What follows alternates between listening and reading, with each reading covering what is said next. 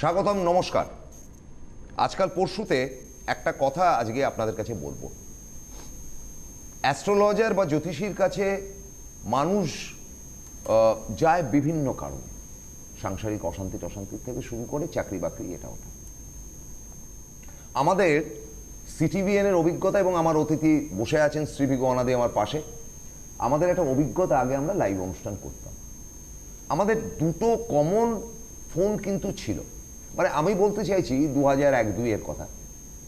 একটা হচ্ছে ছেলের চাকরি, এডুকেশন নিয়ে খুব একটা কেউ প্রশ্ন করতো না, এডুকেশনটা ভগবান এনে দেবে, বাকি চাকরির ব্যাপারটা হয় চাকরি, কিন্তু তাও সংখ্যায় কম। ম্যাক্সিমাম হতো বিয়ে, মেয়ের বিয়ে হচ্ছে না, একটু দেখবেন কাইন্ডলি কবে বিয়ে হতে পারে। অভূতপূর্ব ব্যাপার, 2001-2 এর পর কেটে গেছে 16টি বছর। আমরা এখন আর লাইভ করি না, কারণ লাইভের মধ্যে বিরক্তিকর ফোন আসে বেশ কিছু। তারা জ্যোতিষের কাছে XYZ যে বসে তার কাছে একই ফোন করেন, এবং ওটা একটা টাইম পাস, বরং জ্ঞানগর্ভী কিছু আলোচনা করা যেতে পারে। আজকাল যেটা হয়েছে, আমি তো দেখি বিভিন্ন জ্যোতিষের অনুষ্ঠান দেখি, যে কোনো চ্যানেল, মেয়ের বিয়ে কবে হবে সংখ্যাটা কমে গেছে। ভাই, সারাদিনে যদি 100 অনুষ্ঠান হয়, তার মধ্যে হয়তো 2-3টে অনুষ্ঠানে জিজ্ঞেস করছে মেয়ের বিয়ে কবে হবে। আর বেড়ে গেছে কোনটা জানেন? ডিভোর্স, বিচ্ছেদ। কেন? আজকে অ্যাডভান্স টেকনোলজির যুগ। যারা আপনারা দেখছেন তাদের বাড়িতে একটা রিমোট কন্ট্রোল দিয়ে কালার টিভি রয়েছে, অ্যান্ড্রয়েড ফোন রয়েছে। আপনারা কি পরোয়া করেন যে কে বিয়ে দেবে? আপনারা নিজেরাই ঠিকঠাক করছেন। মধ্যবিত্ত সমাজ এখন অনেক ওপরে চলে গেছে। But this is a mental problem. সংসারে অশান্তি, সংসারে শান্তি বা অশান্তির জায়গা দুটো। একটা তার ভাগ্যেই অশান্তি রয়েছে, একটা বাস্তুজনিত অশান্তি রয়েছে। ঠিক এই জায়গাটা আজকে শ্রীভিগো অনাদিকে ধরাতে চাইছি। নমস্কার। উপস্থিত সকলকে আমার আন্তরিক প্রীতি, শুভেচ্ছা, ভালোবাসা, বড়দের শ্রদ্ধা ও নমস্কার জানিয়ে আজকে অনুষ্ঠান শুরু করছি। ধরুন, সাধারণ মানুষ জ্যোতিষ না, কিন্তু সহজভাবে বোঝাবার চেষ্টা করব যে বাস্তু সমস্যাটা কী ধরে কীভাবে ভাবি। ধরুন, আপনি স্কুলের ইনফ্রাস্ট্রাকচার বা পরিবেশটা চিন্তা করে স্কুলের সন্তানকে ভর্তি করছেন না, তাহলে সেই স্কুলের পরিবেশটা কেমন, দ্যাট ইজ বাস্তু। অর্থাৎ আমরা জ্যোতিষ পয়েন্ট অফ ভিউ থেকে আপনার বাড়ির পরিবেশ, মানে আপনারা স্বামী স্ত্রী চিল্লামিল্লি করছেন কিনা সেটা জানার জন্য বলছি না, আপনি হাজব্যান্ডকে বেগুনটা ভেজে দেননি কেন সেটা নিয়ে ভাবছি না, বা সন্তান হয়তো একটা বায়না করেছে দেননি বা বেশি দিয়েছেন, কোনোটা নিয়েই ভাবছি না। অর্থাৎ ওটা বাহ্যিক পরিবেশ। তাহলে আমার কথা হচ্ছে, ওই যে স্বামী স্ত্রীর মধ্যে যে কন্ট্রাডিকশান, সে বেগুন ভাজা দিয়ে হতে পারে, যা দিয়ে হতে পারে, চাওয়া পাওয়া দিয়ে হতে পারে, কিছু কিনে দামি দিয়ে হতে পারে, বা সন্তান, তা ওইটা হচ্ছে বাস্তুজনিত কারণে হচ্ছে। তাহলে কারণের পরিবেশটা কি? তাহলে ওই বাড়ির পরিবেশটাকে আমাকে আগে ঠিক করতে হবে। যেমন স্কুল পরিবেশ, স্কুলে খুব নাম কিসে, সেখানে যারা ধারক বাহক আছে তারা সব রকমভাবে ফেসিলিটি দেয়, তারা পরিবেশটাকে, কারণ স্কুলটা তো ইনঅ্যাক্টিভ। স্কুল সচল কখন হয়? যখন স্কুল চলে। তা সচল কখন হবে? যারা চালাচ্ছে সেই ব্যক্তিগুলো উপস্থিত থাকবে। তাই একটা স্কুলের সুনাম, অর্থাৎ স্কুলের ইনফ্রাস্ট্রাকচার পড়বে। এই ইনফ্রাস্ট্রাকচারটা তো ভিত নয়, ভিতটা তো ইঞ্জিনিয়ার দেবে, আমি দেখবো না, কারণ ভিত ভেঙে পড়লে আমার সন্তানও মারা যাবে। তাহলে পরিবেশটা ঠিক সেরকম, বাড়ির পরিবেশটা বাস্তব। এই বাড়ির পরিবেশের মধ্যে আমরা বাবা মা, আমরা সন্তানকে মানুষ করব তখন যখন আমাদের স্বামী স্ত্রীর মধ্যে কোনো মতপার্থক্য কম থাকবে তো বটেই। অনেকগুলো বাসন এক জায়গায় থাকলে শব্দ হবে, পড়ে যাবে, তবু তো আছে, সবাই তো নেই তার মধ্যে থেকে। সন্তানরা বাবা মায়ের কন্ডিশন দেখে দেখেই বড় হচ্ছে। অথচ আমি ভাবছি ভালো স্কুলে ভালো পরিবেশে দিলাম, কেন সন্তানের আউটপুট পাচ্ছি না? সন্তানের বেসিক স্ট্রাকচারটাই তো ডিস্টারবেন্স। তাহলে বাস্তু সমস্যার কারণে আমাদের স্বামী স্ত্রীর মধ্যে মতপার্থক্য, সেটাকে আগে মেটাই, তারপর সন্তানকে ভালো স্কুল ভালো পরিবেশে দিই। কেন ভালো স্কুল পরিবেশ দিচ্ছেন? কেন ভালো স্কুল পরিবেশ দিলে নাকি মানুষ হওয়ার সম্ভাবনা থাকে, এই পয়েন্ট অফ ভিউ থেকে দেওয়া। তাহলে আমার অধিকার নেই আপনার প্রতি যে আপনি কেন খারাপভাবে লাইফ লিড করবেন? আপনি তো খারাপভাবে জন্মাননি, আপনিও ভালো থাকতে পারতেন, চাইছেন, পারছেন না। কেন এটা আমি জানি, ওই বাস্তুর সমস্যাটা হয়ে আছে। আমারও তো ভালো লাগবে যে আনন্দ সহকারে টিভিটা দেখুন, আপনি এনজয় করুন, আপনার ছেলেটা ভালো চাকরি করুক, মেয়েটা ভালো জায়গায় বিয়ে হোক, এটা তো আমার কাম্য থাকবে। কিন্তু পারছি না, কেন? আপনার পরিবেশটা খারাপ রয়েছে। তাহলে সেই বাস্তুটাকে যদি প্রতিকার না করি, এর আগে বহুবার বলেছিলাম যে ওপরে সেজে গুজে আমি মেকআপ টেকআপ করে শ্রীবিগো নাদি একটা ল্যাপা পোচা মানুষ একটা মেকআপ টেকআপ করে এসে বসলাম। আরে বাড়িতে গিয়ে যখন মেকআপটা ধুয়ে দেবো, যদিও আমি আমাকে দিয়ে বোঝালাম শ্রীবিগো নাদি মেকআপ টেকআপ করে না, প্রসুন্দা পর্যন্ত মাঝে মাঝে মেকআপ টেকআপ করে, আপনারা সবাই জানেন। আমি মেকআপ টেকআপ, ও একটা কম্পিটিশন দেওয়ার প্রবণতা, কিছু না বন্ধু তো, আমাকে কিন্তু একটু কালো লাগে, একটু ফর্সা করে আসে, যাও মেকআপ করে আসো। আর বিশেষ করে ভৃগু ওনাদের পাশে আর আমাদের চ্যানেলে মেকআপ ম্যানও আছেন, তা সাজি গুজি দেয়, কোনো চাপ নেই, পছন্দ করে। তার কারণটা হচ্ছে যে শ্রীবিগো ওনাদের গায়ের রংটা সাহেবদের মতন ফর্সা, তার মেকআপ না করলেও চলে। সে নাই 36 বছরে কালো হয়ে গেছে, সত্যি সাহেব বলে ছোটবেলা ডাকতো, এখন কালো হয়ে গেছে, কিন্তু কালো মানুষদের সঙ্গে বেশি চলতে চলতে কালো হয়ে গেছে, প্রভাবিত করে মানুষ। কিন্তু এই বাহ্যিক কালো ফর্সার কোনো ভ্যালু নেই, ইন্টারনাল কতটা সুস্থ আছে সেটা কি হবে, ব্লাড টেস্ট করলে ধরা যাবে। আপনি দেখতে কেমন হলেন কিচ্ছু আসে, রূপচর্চার মধ্যেই ততটা ভালো থাকতে পারেন, বেসিক ইনফ্রাস্ট্রাকচার যদি বাড়ির পরিবেশ ভালো না থাকে, কালো ফর্সা দিয়ে সুখ শান্তি আসে না। তাহলে আমি বাস্তুটাকে আগে প্রতিকার করব, যেতে আমি আমার সাথে যাতে আমার বিয়ে হয়েছে, আমরা বিয়ে করেছি বলে আমার সন্তান এসেছে, সন্তান আসাতে সন্তানের কোনো দায়বদ্ধতা নেই, আমাদের দায়বদ্ধতা আমাদের কারণে সন্তান এসছে, সেই জন্য আমাদের থেকে এফেক্টেড না হয়। আমরা স্কুল পরিবেশ দিচ্ছি, সব পরিবেশ চিন্তা করছি, বাড়ির পরিবেশ দিচ্ছি না, বাস্তু দোষটাকে কাটাচ্ছি না। সবসময় দেখবেন আগেকার মা বাবারা বলতো, কারোর সঙ্গে ঝড়ালে তুই তো নিজের ছেলে মেয়েকে দেখ আগে, পরের লোককে শাসন করিস না। ঠিক সেরকম আমরা বাইরের দিকে দেখছি, স্কুল দেখছি, কলেজ দেখছি, কিছু হলো আমার ওই সন্তানটা না, সবার ধারণা আমার সন্তান ভালো, সবার সন্তান খারাপ। তো ওই অমুকের জন্য ভৃগুদাও আমার ছেলেটা নষ্ট হলো। কিন্তু আমি বলি নিজের দিকে তাকান, আপনার সন্তানের কারণেই আপনার সন্তান নষ্ট হয়েছে। এবং প্রত্যেক মা বাবা যদি তার নিজের করে ভাবে, তাহলে একদিন সুন্দর একটা ভারতবর্ষ তৈরি হবে। কিন্তু আমরা পারছি না, কারণ আমরা সবসময় অন্যের দিকে তাকাচ্ছি, অন্যকে ভালো রেজাল্ট করলো, অন্যকে দামি জিনিস কিনলো।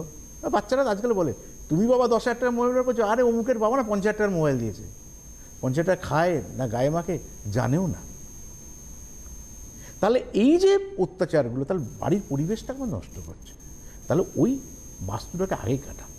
বাস্তু এফেক্ট দুরকমভাবে আপনারা বুঝতে পারবেন। কীরকম? একটা হচ্ছে যদি কোনো সমস্যার মধ্যে থাকে, সমস্যা তো অবভিয়াসলি আছে, বাস্তু প্রতিকারটা আগে করুন, কারণ ভাড়া বাড়ি চেঞ্জ করতে পারবেন, কিন্তু আপনি নিজের ফ্ল্যাট বলুন, বাড়ি বলুন, বারবার তো বিক্রি করা সম্ভব না আমাদের পক্ষে।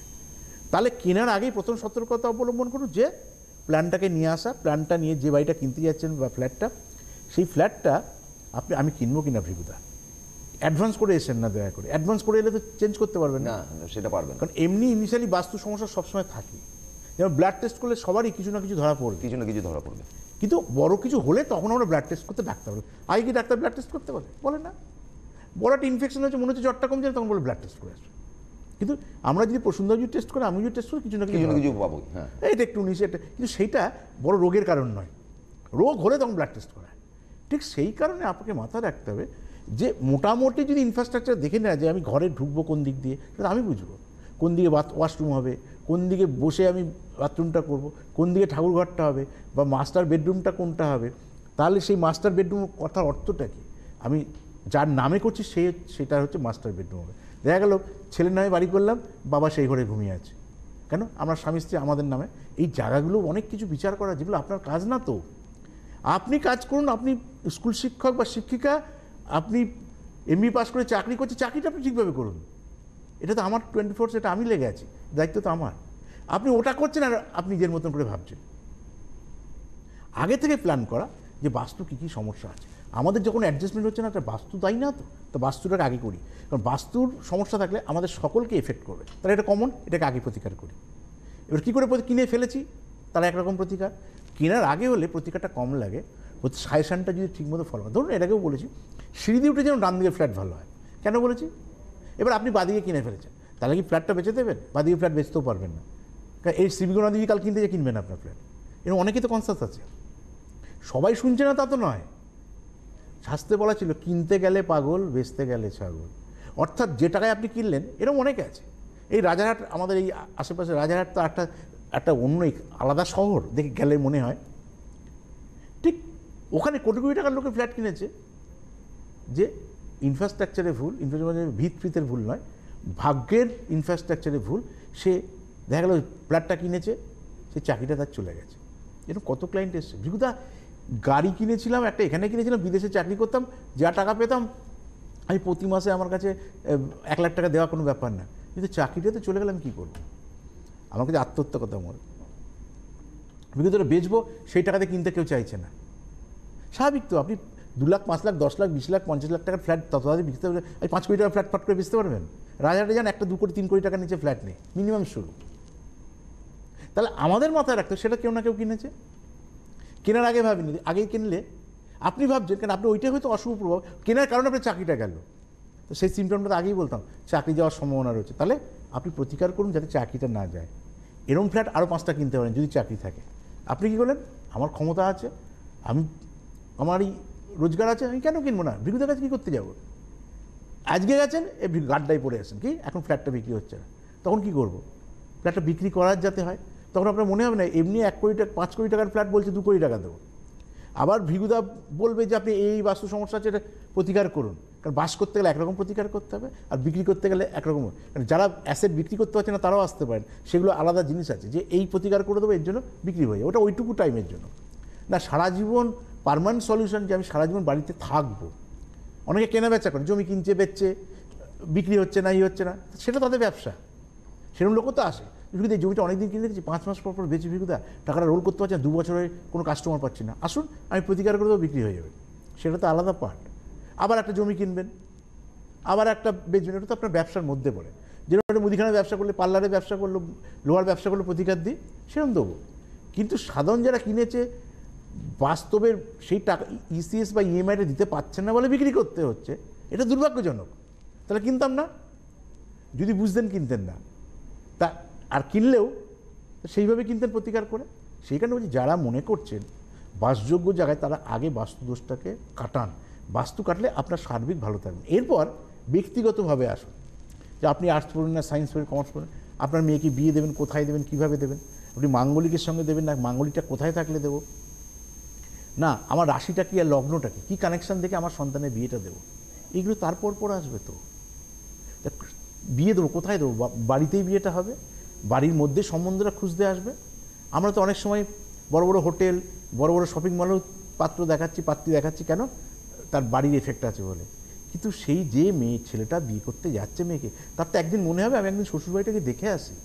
পাকা কথাটা শ্বশুরবাড়িতে এসে, যেই শ্বশুরবাড়িতে পা দিয়েছে, বাস্তুদোষ আছে, সঙ্গে সঙ্গে এফেক্ট। এতদিন পছন্দ হয়ে সব কথা ফাইনাল, বহু মানুষের দেবেন তীরে এসে তৈরি ডুবে, বিবাহ স্থির হয়ে বিবাহ ভেঙে যায়। তার অনেকগুলো কারণ, তার মধ্যে একটাই প্রধান কারণ বাস্তু। বাস্তু যদি ঠিকঠাক না থাকে, আপনি না কাজে সাকসেস পাবেন, না আপনি মানসিকতায় সুস্থ থাকবেন। সব আপনার আছে, বহু মানুষকে দেখেছি প্রচুর অর্থ, দুবেলা সেইভাবে খেতে পারে না, কারণ তার নানা রকম ব্যাধি। যে ভিগুদা বিশ্বাস করুন বাবা, তখন কিছু ছিল না, সামান্য একটা ব্যবসা শুরু করেছিল আজ থেকে 25 বছর আগে, তখন ভাড়া বাড়িতে ছিলাম, কোনোদিন ভাবতে পারিনি এত ভালো বাড়ি করতে পারবো। ওর বাবাই সব কিছু করে দিয়েছে, ভিগুদা কপালে ছিল। তখন খেতে পারতাম, অর্থের অভাবে খেতে মানে খাওয়ার সেইভাবে আসতো না, অর্ডিনারিভাবে।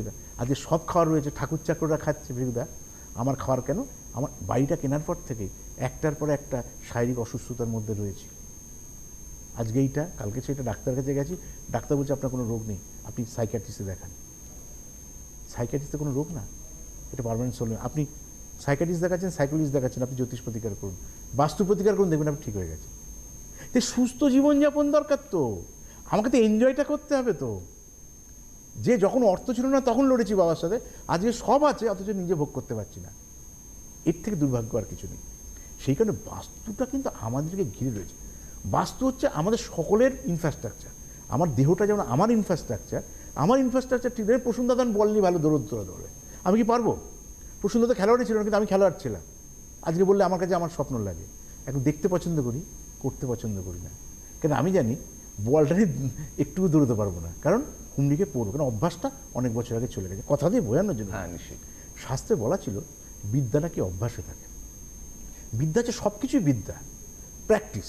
খেলাধুলার ক্ষেত্রে প্র্যাকটিস শব্দটা বলা হয়, সেটা যে কোনো ক্ষেত্রে। আপনি প্রচুর ছেলে মেয়ে, আপনারা সবাই মাস্টারি করা, আচ্ছা আপনাকে অ কথা বলতে দিই, কথা বলতে দিই, আপনি বলতে পারবেন? আচ্ছা লোক কথা বলতে পারবেন, তো কথা বলতে পারবে না মানে কি আমরা সত্যি অ কথা বা অন্য কিছু এবিসিডি আমরা কিছু পড়িনি? পড়েছি তো অবভিয়াসলি, ছোটো বাচ্চারা খেপায়। ছোটো বাচ্চা খুব, যাদের ছোটো বাচ্চা দেখবেন যে শোনেন মা জানে না বললে বাচ্চারা খুব আনন্দ পায়। মা তুমি এটাও জানো না, মা যদি বলে ক খ শিখিনি, খুব আনন্দ বাচ্চারা, মানে ও তো আবলুত বাচ্চাটা। কিন্তু সত্যি একটা এমএমএস সবই তো জানি, অভ্যাসটা নেই। যে বাচ্চাটা এইটে পড়ছে সেই বাচ্চা যখন রানিং রয়েছে সে এবিসিডি ক খ সব তার মুখস্থ, কারণ সবসময় সে পড়াচ্ছে বাচ্চাকে, সে বিদ্যার যে অভ্যাস আছে। যাই করুন ফিজিক্যাল এক্সারসাইজ কেন করতে বলে, এটা তো অভ্যাস। তাহলে হাড়গুলো মরচে ধরে যাবে শনি যদি আপনার খারাপ থাকে। মজ্জা হাওড়, নার্ভ হচ্ছে বুধ, ব্লাড সার্কুলেশন। গ্রহ নক্ষত্রে 9টা গ্রহেরও 9টা যেমন এডুকেশন আছে, 9টা গ্রহের খাদ্য খাওয়ার রয়েছে, 9টা গ্রহের কালার রয়েছে, শারীরিক ইনফ্রাস্ট্রাকচারের মধ্যে প্রত্যেকটা গ্রহ আলাদা আলাদা জায়গায় দেখে। এগুলো যে যত বড় জ্যোতিষী তার আইডিয়াটা তত বেশি। কি বলা আছে, মেষ মানে মাথা, মিন মানে পা, তার পা থেকে আর মাথা এই অবধি একটা মানুষ। তাহলে মেষ মাথা আর মিন হচ্ছে এন্ড, 12টা ঘর, 360 ডিগ্রি। এর রোগ, এটাকে বহুবার বলছে, রবি মাথা দেখে, মাথার মধ্যে নাক কান গলা চোখ, যার জন্য রবি খারাপ থাকলে এইগুলো এফেক্ট হয়। দেখবেন চোখের প্রচুর পাওয়ার, এক একজন চোখে তাকানো যায় না রবি যদি আপনার এফেক্টেড থাকে। অনেক পরিবারে মায়ের আগে বাবা মারা যায় যেমন রবি খারাপ থাকলে। রবিকে অনেকে হায়ার স্টাডি করা ছেলে মেয়ে উচ্চশিক্ষা অধ্যয়ন করে স্টিল নাও চাকরি পায়নি, অনেকে চাকরি পেয়েছে তার প্রমোশন হচ্ছে না ডিউ টু সান, মানে বুধ রবি তার খারাপ থাকলে হয়। রবি খারাপ নক্ষত্রে, রবি শনির নক্ষত্রে, এগুলোতে তার প্রোগ্রেস করতে চায় না। এরপর বুধ, বুধ হচ্ছে নার্ভ, বুধ স্মৃতিশক্তি, বুধ মেধা। বহু বাচ্চা আছে বহু পরে মনে রাখতে পারে না ডিউ টু মার্কারি মানে বুধ। বুধ কোথায় কোন নক্ষত্রে থাকলে নার্ভের সমস্যা আসে, সে মঙ্গল, মঙ্গল ব্লাড সার্কুলেশন থাকে, তা ব্লাডের প্রেশার আসতে পারে, কারণ ব্লাডের সুগার আসতে পারে, ব্লাড সমস্ত ইনফেকশনটাই ব্লাডে হতে পারে, যেটা উপর থেকে ধরা যায় না, তখন ব্লাড টেস্ট করতে পারে, প্রচুর রকম বলে শেষ করতে পারবো না। তাহলে আমার অত কিছু জানার দরকার নেই। তাহলে আমার মঙ্গল কোথায় কীভাবে সেটার প্রতিকার করি। সামান্য গাড়ি চালাতে বারণ করছি, পারলে মা তাকে 2 লাখ টাকার জায়গায়, আমার মোবাইল একটা রয়েছে কথা প্রসঙ্গে বলি, সেদিন খড়গপুরের একটা চেম্বারে গেছি আমি বিশেষ করে কোনো ছবি টবি সাধারণত তুলি না, গাড়ির মধ্যে বসে আছি, এখন তুই হোটেলের ঘরে গিয়ে তুমি বলো রুমটা রেডি করেছি কিনা।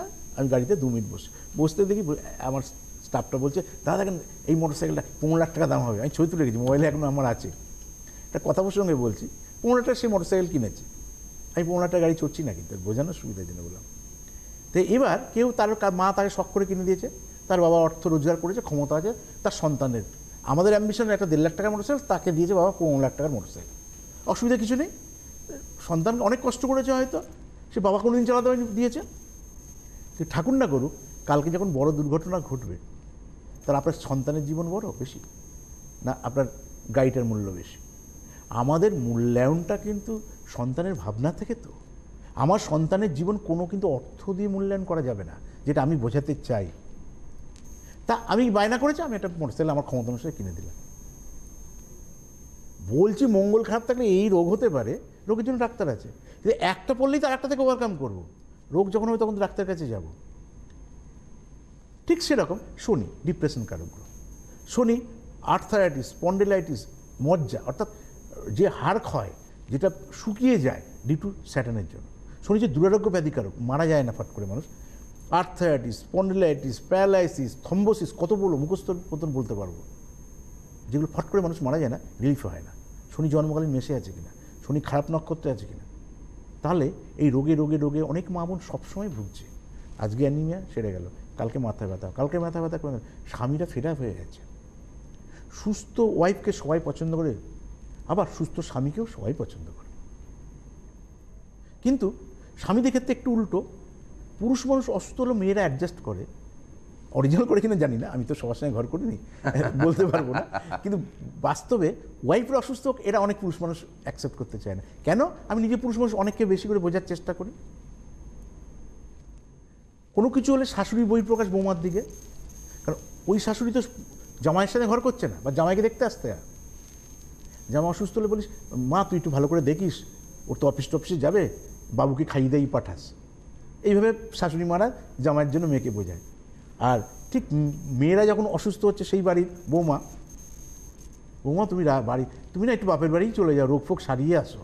এই শাশুড়ি ঠিক ত্রয়ী, তুমি একটু সারিয়ে ফারিয়ে কিন্তু এসো, দেখো এই রোগ আগে ছিল না তো তোমার। তাহলে আমি ওই জায়গাটা যাবই না তো। মানে আমাদের দৃষ্টিভঙ্গি পৃথিবীতে, আমি তো বাবা, আমি মা, আমি ভাই, আমি বোন, ঠিক আমি মা, আমি শাশুড়ি, একটা ক্যারেক্টার তো আমি, এক এক জায়গায় জায়গায় এক রকম। মায়ের ক্ষেত্রে একরকম টোন, জামাইয়ের ক্ষেত্রে একরকম টোন, মেয়ের ক্ষেত্রে একরকম টোন, বৌমার ক্ষেত্রে একরকম টোন। দ্যাট ইজ ভাগ্য। ভাগ্যটাকে প্রতিকার করুন। শাশুড়ি মাও আপনাকে মেয়ের মতন করে আপন করবে। বহু ইতিহাস ঘাটলে দেখা যাবে, আমি 36 বছর জ্যোতিষ জীবনে 36 বছর পূর্ণ হবে আমার 3রা মার্চ। কথা সঙ্গে বলি, জ্যোতিষের 36 বছর পূর্ণ হবে 1983, 3রা মার্চ। আপনারাও সাক্ষী, আর প্রসন্নতা তো সাক্ষী, টিভি চ্যানেলে বহু বলেছি। আমার লাইফ স্টোরি পৃথিবীর সবাই জানে যারা টিভি চ্যানেল দেখে। 3রা মার্চ 1983 সালে আমি প্রথম ওয়েস্ট বেঙ্গলের কলকাতাতে জ্যোতিষ শুরু করতে আসি। টালিগঞ্জ টেকনিশিয়ান স্টুডিও দিয়ে আমার জ্যোতিষ ওপেনিং। প্রথম দিনের প্রথম নায়িকার সঙ্গে, তখন ছোটোবেলার স্বপ্নে পাওয়া নায়িকা, তখনকার সময় সুমিত্রা মুখার্জির সঙ্গে হাসিদি, যাকে পরবর্তীতে রিলেশন হয়েছিল হাসিদি বলে ডাকতাম, জানতো, আমাকে তো খুব স্নেহ করতো, খুব ভালো। আর আমি খুব ন্যায়টা টাইপের ছিলাম, যার সঙ্গে যখন মিশতে পেরেছি। আর মানুষ তো চলাফেরা করলেও বুঝতে পারে যে এই ছেলেটা ভালো ছেলে, একটা গ্রাম বাংলা থেকে আসা ছেলে। 83 সালে ফার্স্ট আমি এই কলকাতা টেকনিশিয়ান স্টুডিওতে আমার জ্যোতিষ জীবন স্টাডি, জানে সবাই। ওই করতে করতে সিনেমা করা, লোকে ভালো লোক, অর্ধেন্দু চ্যাটার্জি বলে এক পরিচালকের সঙ্গে পরিচয়, খুব নাম করা পরিচালক, ভালোবাসতো, তার ঘরে যেতাম। আমার তো আমি 100 টাকা রোজগার করেও আমি পড়াশোনা করব, 100 টাকা রোজগার করে আমি ঘরে ফিরবো, নিজেরটা নিজে করব, এই প্রবণতাতেই সেই সময় চলে আসা। তখন তো আমি এডুকেশন লাইফ আমার, সেই করে পড়াশোনা শেখা, সেই করে 3 মাস চাকরি করা, সেই করে সারা জীবন জ্যোতিষ করা। স্বপ্ন ছিল ফুটবলার হব, মোহনবাগানের সাপোর্টার ছিলাম, এখনও আছি, অবশ্যই খেলার মধ্যে নেই। এই হচ্ছে বেসিক ডিফারেন্স। তাহলে হবে না বলে কোনো শব্দ নেই, আপনার কোনটা হবে? তাহলে বাস্তুটাকে কাটাবো যেখানে আমরা রয়েছি। আজকে যদি সিটিভিনের পরিবেশটা যদি ভালো না থাকে, আচ্ছা আমি এসে প্রোগ্রাম করতে পারবো? আসার আগে মাসি মুছে টুচে ক্যামেরাম্যান রেডি করে আমরা দুজন ফিটফাট হয়ে বসেছি, ক্যামেরাম্যান সব অপারেট করছে, অনেকগুলোর ওপর নির্ভর করছে। তো এই ইনফ্রাস্ট্রাকচার ভালো না থাকলে যেমন আমরা ভালো প্রোগ্রাম উপস্থাপনা করতে পারবো না। তাহলে বাড়ির ইনফ্রাস্ট্রাকচার যদি ঠিক না থাকে, তো বাড়ির পরিবেশ ভালো না হলে আপনার সন্তান কী করে প্রোগ্রেস করবে, আপনাদের স্বামী স্ত্রীর মধ্যে কী করে অ্যাডজাস্টমেন্ট হবে, আপনারা কী করে সুস্থ সন্তান জীবনযাপন করবেন, এই জায়গাগুলো যদি বুঝতে পারেন, তাদের সঙ্গে শিবিগণাদের ছিল, আছে, থাকবে। আমি চটজলদি বলি, সময় খুব সীমিত। 31শে জানুয়ারি বর্ধমান আসানসোল দুর্গাপুর, 31শে জানুয়ারি বর্ধমান আসানসোল দুর্গাপুর, 5ই ফেব্রুয়ারি রানাঘাট বারাসাত, 7ই ফেব্রুয়ারি শিলিগুড়ি, 12ই ফেব্রুয়ারি হাওড়া শেওড়াফুলি। আজকে এই মুহূর্তে হাওড়া শেওড়াফুলি যারা যেতে পারেননি তারা 12 তারিখে চলে যাবেন। 14ই ফেব্রুয়ারি নবদ্বীপ কৃষ্ণনগর, 21শে ফেব্রুয়ারি খড়গপুর মেদিনীপুর। প্রত্যেক রোববার খড়দা মডার্ন বাসস্টপ, বিটি রোডের উপর খড়দা মডার্ন বাসস্টপ বললেই আপনাকে নামিয়ে দেবে, তার সামনেই চেম্বার। প্রত্যেক সোমবার শিয়ালদার কাছে সূর্য সেন স্ট্রিট এবং আমার স্ট্রিটের ক্রসিংয়ে, আর বিকেলে, সকালে থাকছেন শিয়ালদা, আর বিকেলে থাকছেন তিনি বালিগঞ্জ, হাজরা রোড যেখানে বালিগঞ্জকে ক্রস করছে সেখানে। এবারটা খুব ভালো করে শুনে নিন, বুধ শুক্র শনি তার নিজস্ব চেম্বার টালিগঞ্জ অ্যাস্ট্রো প্লাজাতে তিনি বসেন। টালিগঞ্জ অ্যাস্ট্রো প্লাজাটা হচ্ছে গিয়ে যেখানে পুরনো স্টুডিও পাড়াগুলো ছাড়িয়ে মালঞ্চ সিনেমা হল, মালঞ্চ সিনেমা হলটা এখন আর নেই কিন্তু তারই কাছাকাছি, কাউকে বলবেন মালঞ্চ সিনেমা হলটা কোথায়, তার সামনেই অ্যাস্ট্রো প্লাজা। সেখানে বুধবার দিন 4টে থেকে 7টা, বিকেল 4টে থেকে 7টা, শুক্রবার দিন 12টা থেকে 3টে, দুপুর 12টা থেকে 3টে, এবং শনিবার দিন 12টা থেকে 7টা, অনেকক্ষণ থাকেন, কারণ সেদিনকে ক্লাস টাসও নেন, ওখানে ভর্তি চলছে, ভর্তি হওয়ার চেষ্টা করুন। ফোন নাম্বার হচ্ছে 8350888268, আবারও বলছি 8350888268। আরেকটা ফোন নাম্বার হচ্ছে কি 9903204849, 04849। এছাড়া প্রত্যেক শুক্রবার 4টে থেকে 7টা বেহালা। আজকের অনুষ্ঠান শেষ করতে হবে, তবে আপনাদের জানাই প্রত্যেক মঙ্গল এবং বৃহস্পতি আমরা ঠিক বিকেল 3টের সময় সিটিভিএন চ্যানেলে আসব, আর উত্তর বাংলা চ্যানেলে প্রত্যেক শুক্র শনি রাত্রি 9টায় এবং রবিবার দিন দুপুর 1:05। এই হচ্ছে কি আমাদের নিয়মিত। আজকের মতো বিদায় নিচ্ছি, দেখা হবে বৃহস্পতিবার ঠিক বিকেল 3টে। থ্যাংক ইউ ভেরি মাচ ভৃগুদা, বিদায় নিচ্ছি, নমস্কার।